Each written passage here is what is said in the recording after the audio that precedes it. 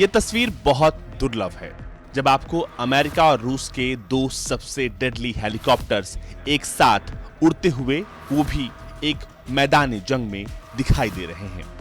अगर ये दोनों हेलीकॉप्टर्स एक दूसरे के आमने सामने हैं तो समझ लीजिए कि फिर तीसरा विश्व युद्ध शुरू हो चुका है। पर यहाँ एक सबसे बड़ा ट्विस्ट है, वो ये कि ये दोनों हेलीकॉप्टर्स यानी अमेरिका और रूस के डेडली हेलीकॉप्टर्स एक साथ एक टीम में हैं। और अब सोचिए कि अगर ये दोनों एक साथ आ जाते हैं तो ये कैसी तबाही मचाएंगे। ये कारनामा कोई और नहीं बल्कि सिर्फ दुनिया में इकलौता तालिबान कर रहा है। तालिबान इन दिनों इन दोनों डेडली हेलीकॉप्टर्स को एक साथ इस्तेमाल कर रहा है। कॉम्बैट ऑपरेशन में दोनों का कोई तोड़ नहीं है, न इनके सामने कोई पल भर भी टिक सकता है। दोनों हेलीकॉप्टर की अपनी खासियत है। अफगानिस्तान की पुरानी सरकार ने अपनी सेनाओं के लिए रूस से Mi-17 हेलीकॉप्टर्स खरीदा, लेकिन जैसे ही अमेरिका ने अफगानिस्तान में तालिबान के खिलाफ जंग का ऐलान किया, उसके बाद यहाँ पर ब्लैक हॉक हेलीकॉप्टर्स का आना शुरू हो गया। लेकिन Mi कुछ मामलों में इतना आगे है कि उसके सामने ब्लैक हॉक कहीं नहीं टिकता।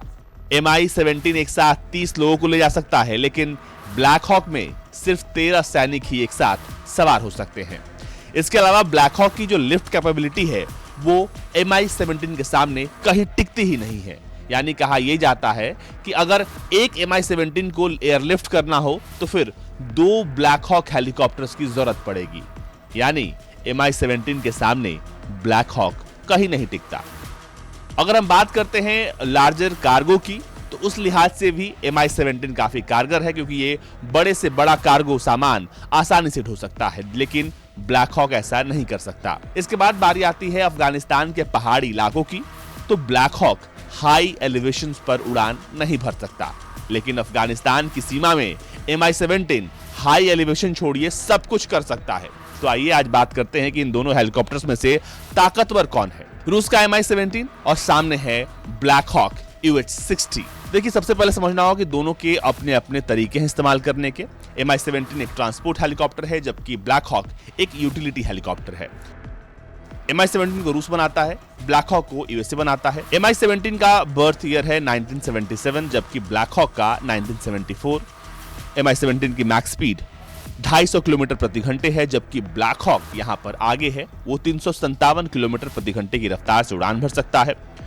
जो मैक्सिमम वेट अगर आप Mi-17 को देखेंगे तो वो 13 टन है, जबकि ब्लैक हॉक का सिर्फ 10 टन है। Mi-17 को उड़ाने के लिए 3 लोग चाहिए, जबकि ब्लैक हॉक में सिर्फ 2 लोगों की जरूरत है।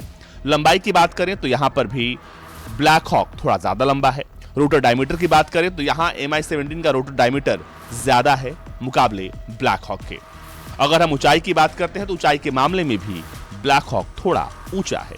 अफगानिस्तान के लिहाज से Mi-17 हर तरह से ब्लैक हॉक पर भारी पड़ जाता है। अगर Mi-17 के बारे में बात करें, Mi-17 एक medium twin turbine multipurpose transport helicopter है, जिसका इस्तेमाल अफगानिस्तान की वायुसेना बहुत लंबे समय से करती आ रही है।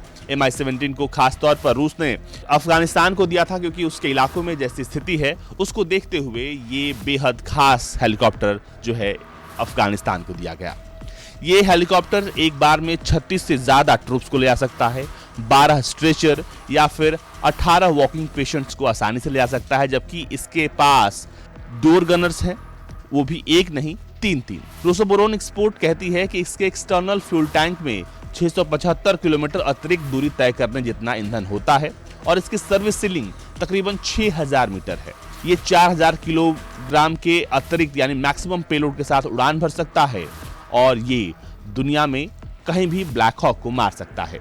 अगर एक साथ कार्गो और पैसेंजर्स की बात की जाए तो Mi-17 एक साथ 24 लोगों को और तकरीबन 6620 पाउंड यानी 3000 किलो तक के कार्गो को अपने साथ लेकर उड़ान भर सकता है। दुनिया भर में 12000 से ज्यादा Mi-8 या फिर Mi-17 हेलीकॉप्टर्स का इस्तेमाल होता है और यूएस ने बड़ी संख्या में MiG-17 हेलीकॉप्टर्स को अफगानिस्तान की वायुसेना के लिए साल 2005 में खरीदा था और जैसे ही अमेरिका ने अफगानिस्तान से एग्जिट मारा, ये तमाम हेलीकॉप्टर्स जो हैं अब तालिबान के पास हैं और तालिबान इन्हें अब अपने हिसाब से इस्तेमाल कर रहा है। यानी ब्लैक हॉक और MiG-17 एक साथ।